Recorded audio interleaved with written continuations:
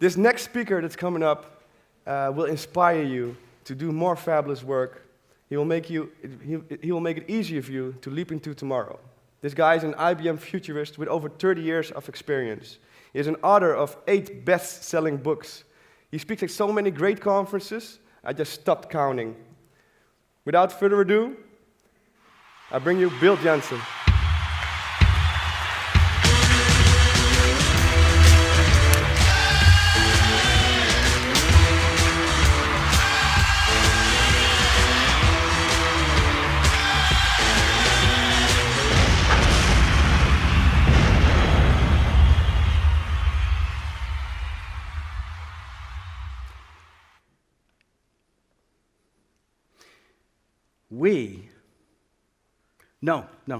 You are the front end to the revolution.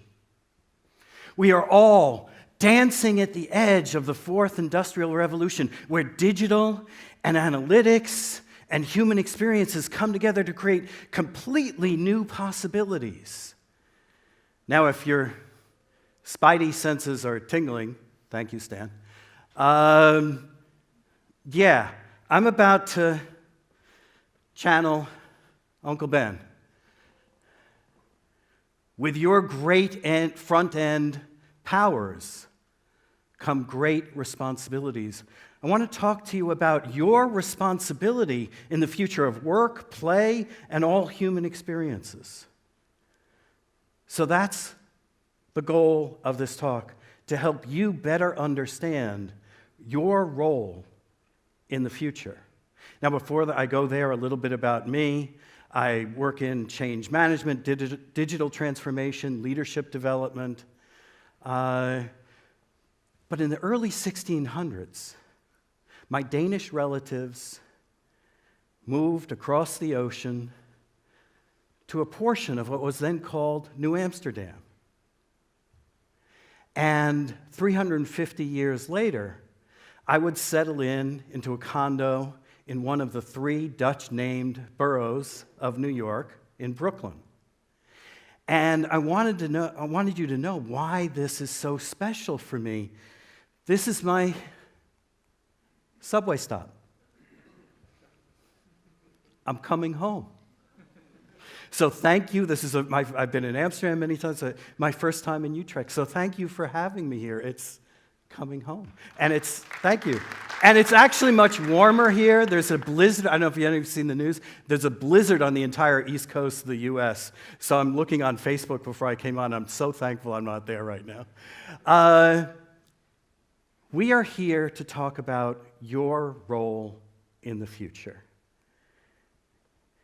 And one of the first things I want to tell you about, everybody will talk to you at conferences like this and they'll be glowingly optimistic. The future is ours. We can do anything we want with it. Yes, all of that is true. But I've been studying work, not the future of work, but most recently, but for 30 years, for 3 decades, I've been studying how we all work. Over 1 million people around the globe interviewed and surveyed. And when I looked at the results and I tried to simplify them down to just one result that I could communicate to you, I realized it was the disruptive law of 1-to-1. And that law applies just like the Pareto principle. It's universal. It doesn't matter what the situation is, where you are in the globe, what technology you're working on. It's basically, you are all working on disruptive technologies. For every one person whose life will soar, whose health will be better, whose life will be better, it will experience these amazing things because of what you work on, there is also another person who's displaced, who's struggling. The disruptive technologies that we work on have a 1-to-1 ratio all the time. I take Uber and Lyft all the time in the States, but for where I am in the New York area, do you know that for the early part of this year, the suicide rate for taxi cab drivers was about 1 per month? People that spent $1 million on the medallion they'd put on their yellow taxi couldn't figure out, how the hell do I make a living when all these people can bring their private cars in and just take people around. That's just one example of the disruptive law of one-to-one. Another, there's a woman named Parsha. She's homeless. She's living out of her car. And you would think that she's destitute. She actually works for Facebook in San Francisco. And because the tech boom has created such amazing changes, the real estate has skyrocketed. She works at Facebook, she can't even afford a place to live. So the disruptive law of one-to-one is for every amazing human experience that you create. There's another, so I want you to be aware of that. I want you to think about your leadership role for everyone on the planet, everyone whose lives you touch, not just the one whose life will soar, but also the one who is going to be struggling. How we work will change more in the next 20 years than in all of the past 2,000. Now, how is that possible? Artificial intelligence. For all of human history, we've had to teach our tools what to do. We've had to tell them what to do. We've had to make them to do certain things. Artificial intelligence is changing everything. How many people in this room, let alone the people you know, think about it, can deal with that much change? I'm going to come back to this in a little bit, but that's about a lifetime's worth of change, depending on how much you're impacted by this, somewhere between every year to 3 years, an entire lifetime's worth of change. How many of us can really deal with that? This is why that disruptive law of one-to-one is so important. According to Oxford University, over the next quarter century or so, roughly half the people will lose their jobs. Now, the optimists will say, oh, don't worry, there'll be new jobs, there'll be digital farmers, there'll be all sorts of amazing new jobs, and that is true. But what that ignores is how much disruption that is thrown at everybody. So roughly half of us are going to be forced through involuntary personal transformation that for many of us will be beyond whatever we're capable of. So I want you to think of your neighbor as I talk about these statistics, and think about how much your work impacts others, the unforeseen consequences of what you work on. Not long from now, 2025, according to estimates from the World Economic Forum, more work will be done by machines on this planet than by people.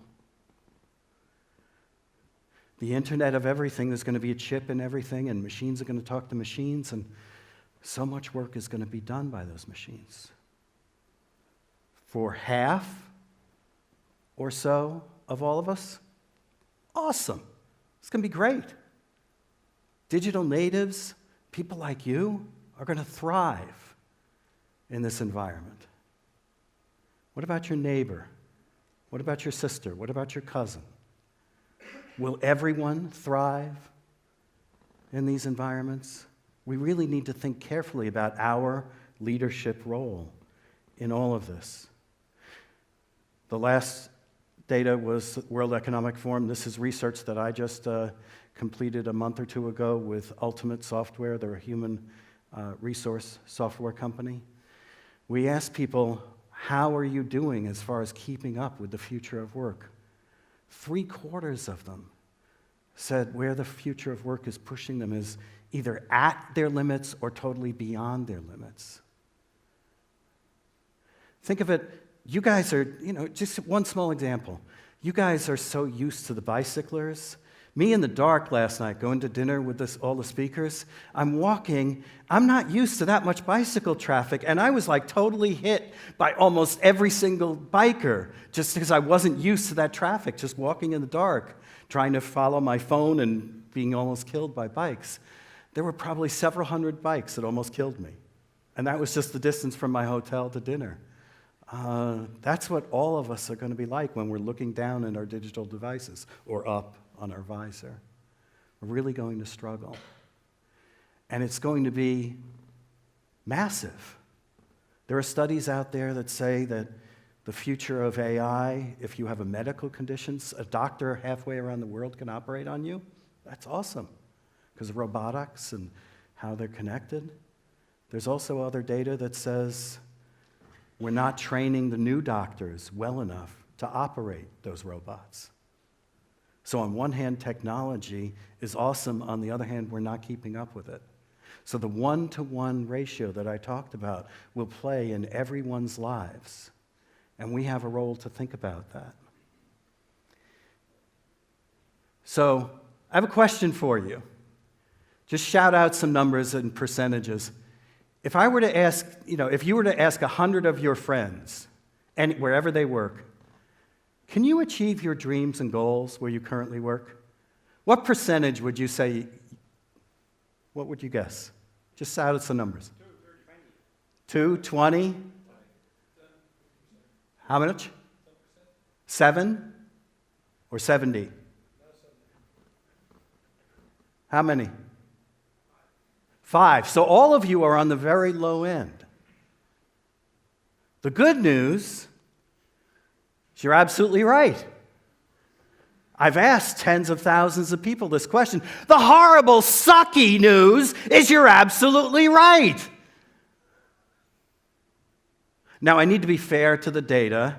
When I did this, what happened, the actual number is about 29%, but that included entrepreneurs, senior executives, people who lived at high-tech companies that could easily adapt. When we talk to the middle of the workforce, only 1 in 10 can currently achieve their dreams and goals where they work. That's what we're talking about. It's not just, can I keep up with it? Can I keep up with all the new coding? Can I use this new interface? It's that interface that you are designing for people forces changes on them that you have nothing to do with. You're just the front end. But where does your responsibility start? If you are the front end cause of that change, what is your role? How do you educate yourself? What do you need to know in order to change that so that more people can achieve their dreams and goals where they currently work? More data from that research that I just completed with Ultimate Software. We asked people, what is your top professional priority at work? Now, usually, most of the HR studies that are out there go, I want good people to work with, I want good teamwork, I want fun, I want play. We put another dimension of the question in there that hardly anybody ever asks. And we just put, how important is your ability to create and control your own destiny? Wasn't important for the senior people because they're already there. But for the vast majority of the people in the middle of the organization, this is the number one personal, professional priority. People are really struggling with all the changes that we throw at them. How do I keep up with all of it? And we are the front end. We don't design those changes, but we are the front end, the interface for those changes. What role do we have? Whether we like it or not, AI, as well as all front-end tech, reflects our very humanness. Our better angels, as well as our Terminator souls, are all built into everything. Our biases, our prejudices, the way we think, are built into our coding. I've watched all day people do live screenshots of change this code, change this code. Not a single one talked about our humanness that was in those lines of code. And yet that's very real. Machine learning and artificial intelligence is currently attacking the HR function. One of the first things they're trying to do is how can we streamline hiring? And what we're discovering is most hires in the first world that artificial intelligence is seeking are white males. Not because they're the best hires, it's because of the human biases that are already built into the coders. We need to think about that. Because your biases, your goodness, as well as your flaws, are built into that code. It is the ghost in the machine that we don't talk about at events like this. So what I'd like to do, I've asked you, what is your role? I don't have the answer for you. I only have the answer for me. But what I can do is I lead leaders through processes like this and help them discover what their role is in the future. I ask them a simple question. I'm going to ask this question of you right now. I'm going to have an interactive moment where you're going to turn to your neighbor and talk about this. What do you want your legacy to be? Now, if the world is changing more in the next 20 years than the past 2,000, you don't have to die to talk about this. This is your legacy within 1 to 3 years. You will impact everybody else around you immensely. So what I mean by your legacy is, what is the human impact? Not just I was a good programmer or I was efficient, but you as a person. I'm talking to each of you as a person.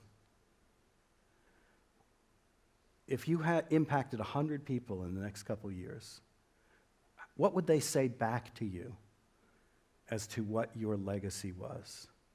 So I'd like you to turn to your neighbor and in one word or short phrase, talk about a couple of years from now, what legacy what impact do you want to have on the world? How are you going to make a difference? Talk to your neighbors and I'll bring you back in a couple of minutes.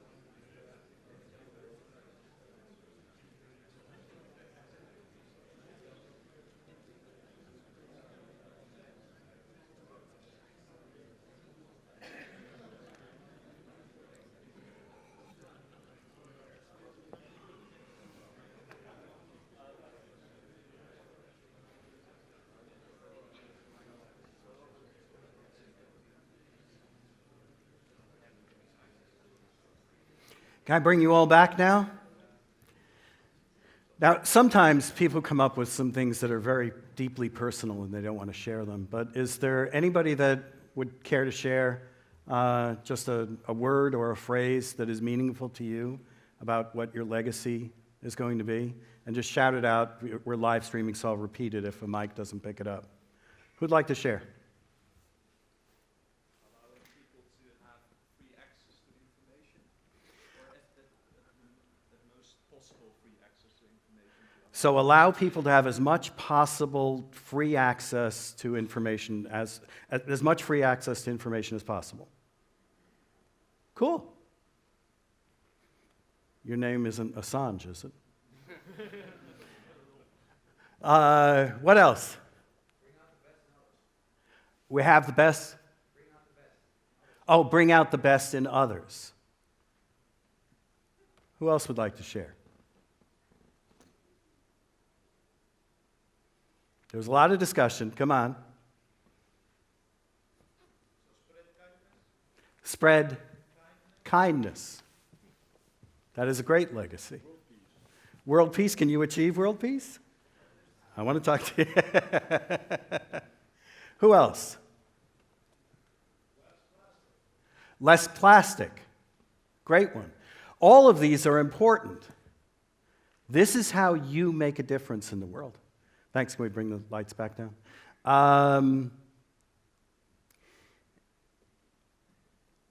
What I just asked all of you to do, I put you on the spot. I need to be fair to you. That is hard. I ask leaders around the world this question. Tens of thousands of leaders. I've done workshops on this. And many of them struggle. So before I go further, my ask of you is this is your homework. Think long and hard about the impact you want to have on everyone, because you are building a ghost into the machine. It's not just how do I move font or how do I have dancing, what were they called earlier? Chocolate ice creams.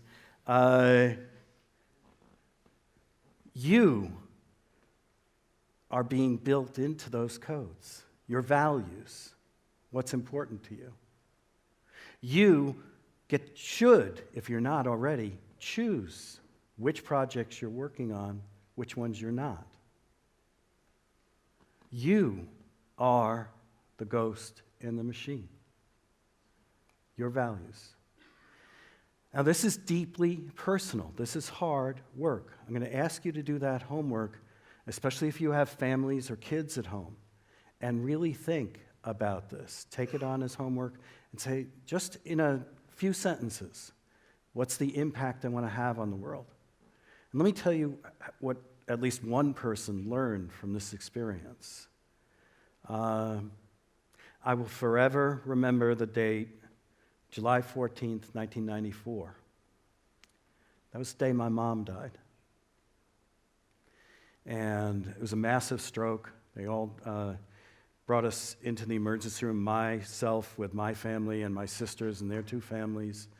And we're standing around my grandmother. This is her daughter. My grandmother is told, your daughter is not going to make it through the night.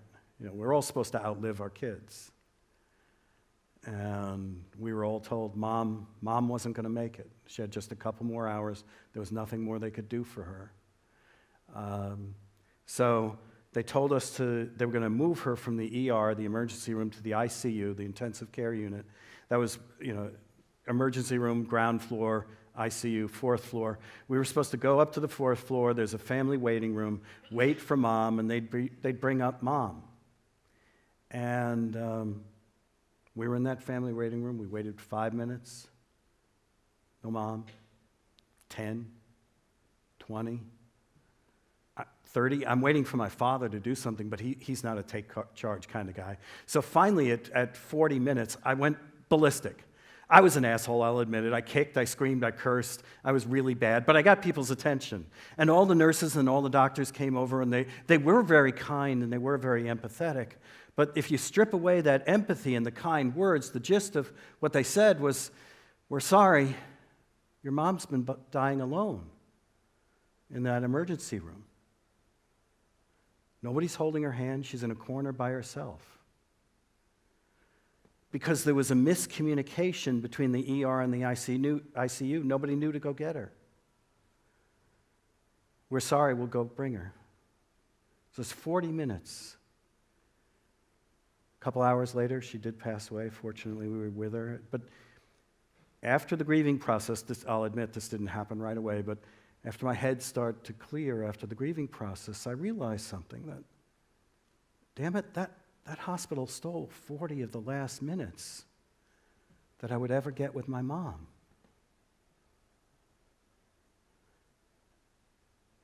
And I'm never going to get them back.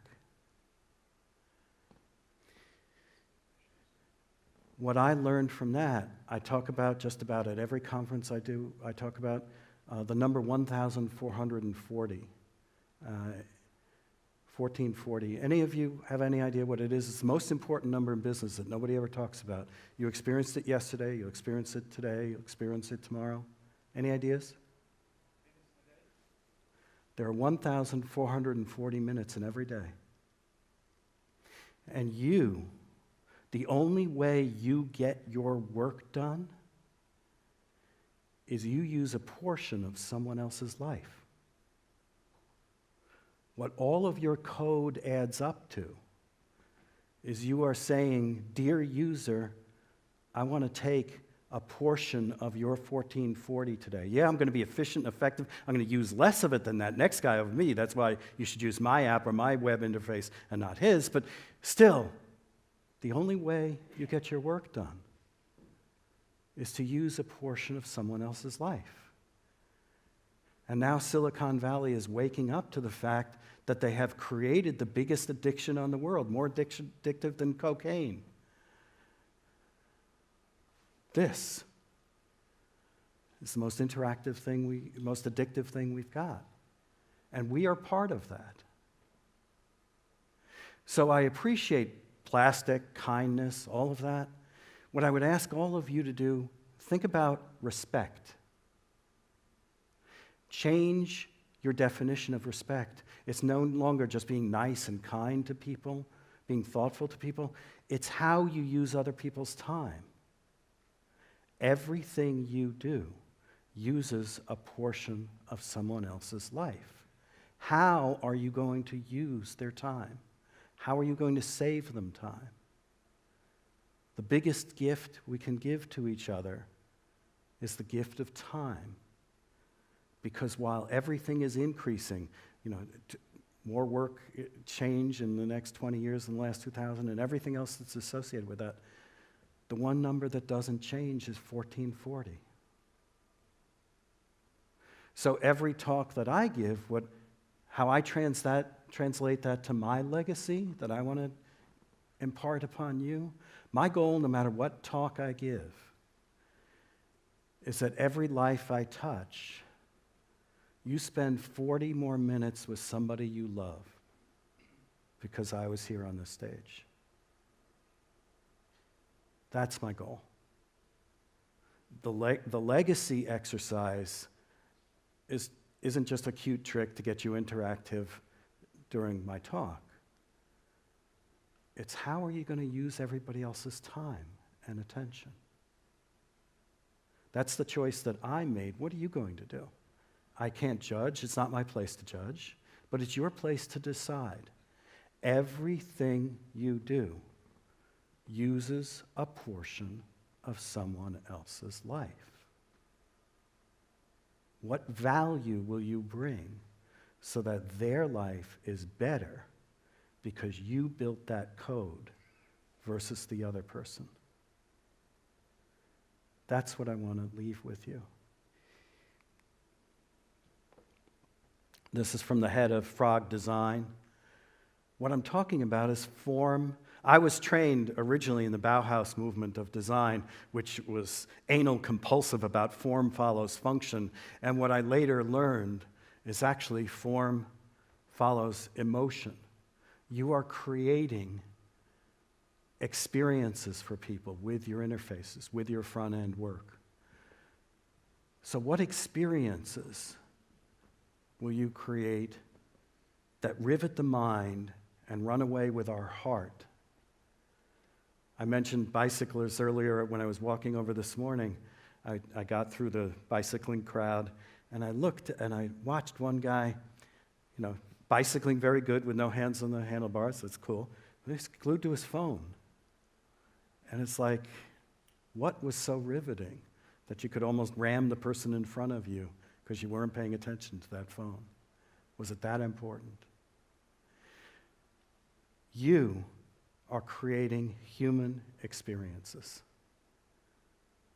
That's what your code adds up to. What value will people bring from those experiences? What will they get? How will you use a portion of their life? So what I'd like to do, leave you with some, besides the homework assignment of your legacy, ask you to take on another assignment. I want you to seek out a mentor, because these are the 4 skills that are most crucial to the future of work. And most every person I've worked with, leaders around the world, nobody is awesome at all 4 of these.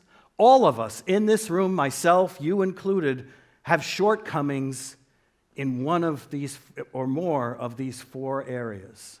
So my ask of you as a homework assignment is seek a mentor. If you're awesome at creativity, great. Let that one go. But how about empathy for others? How about courage to do something completely different? How about personal agility to completely change? These are the 4 skills of the future of work that every one of us must have. Which one of these do you need work in?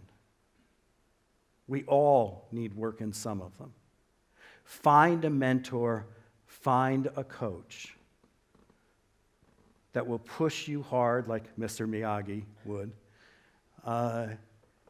and force you to face that you need to do some more work.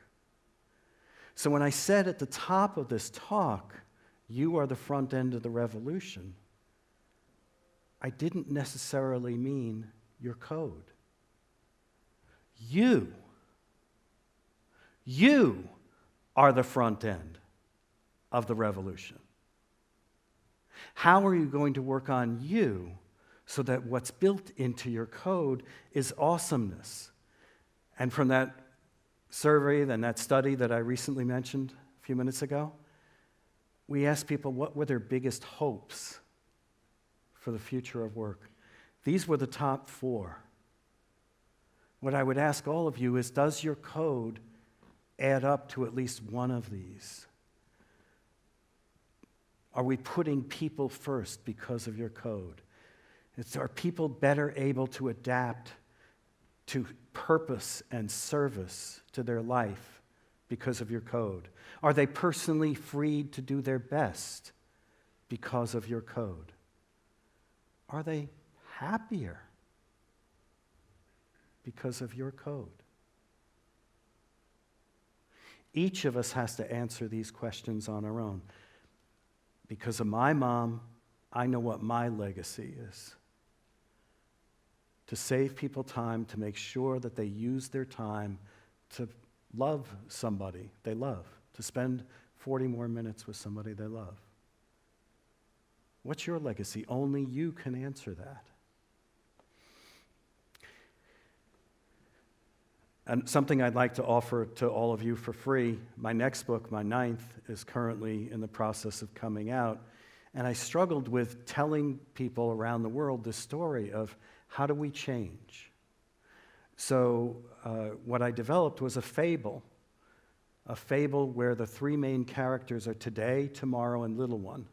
Today is Mr. Check It Off. Gotta get it done, gotta get it done. Tomorrow is the inspiring woman who keeps us on track and all of us for our purpose and our passions and our goals. And little one, she mentors Team Future. Gives people the courage to see the unknown. And this fable is only 24 spreads. I did it as a graphic novel. I would like to offer it to all of you for free. The last slide will have my email address. Just email me, tell me what you got from this talk, and I'll send you the book for the ebook for free.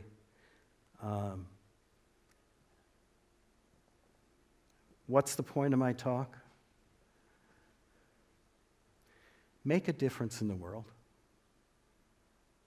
We are all put here, not to code, not to make food, not to stand on a stage. We are put here to make a difference, and we choose to do that through coding or other things. So my ask of you is to go code to make a difference in the world. The hardest question you are going to be asked at this conference is this: what will your legacy be?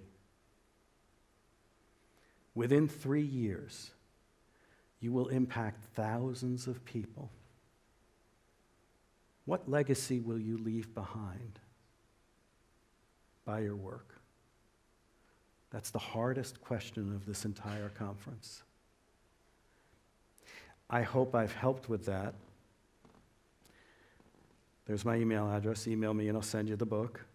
I want to thank the sponsor, that recruitment of this segment, for helping bring me here. But I want you to know you are frickin' awesome. And you're wasting so much of your awesomeness. Statistically, I don't know each of you personally, but statistically, somewhere between 80 to 90% of you are so much more brilliant than is built into your work. My challenge to you is to figure out what you want your legacy to be. Now, my legacy, I talked about 1440 and how we use each other's time. The little clock in front of me says I still have 9 minutes to go. My gift to you is a gift of time. But there's a catch. Don't go checking texts. Don't go checking emails. Go see somebody in the hall and give them a hug and tell them you love them. Call somebody at home, a family member, and tell them you love them. Use the 9 minutes that I give back to you for something that matters, not just answering another stupid work text. Or if you see somebody in the hall downstairs, tell them how much you appreciated just talking to them today.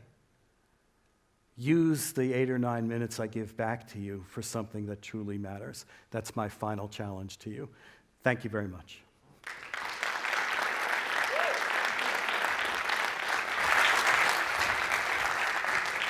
Really awesome talk, Bill. Give me a hug. That was amazing. Give me a hug.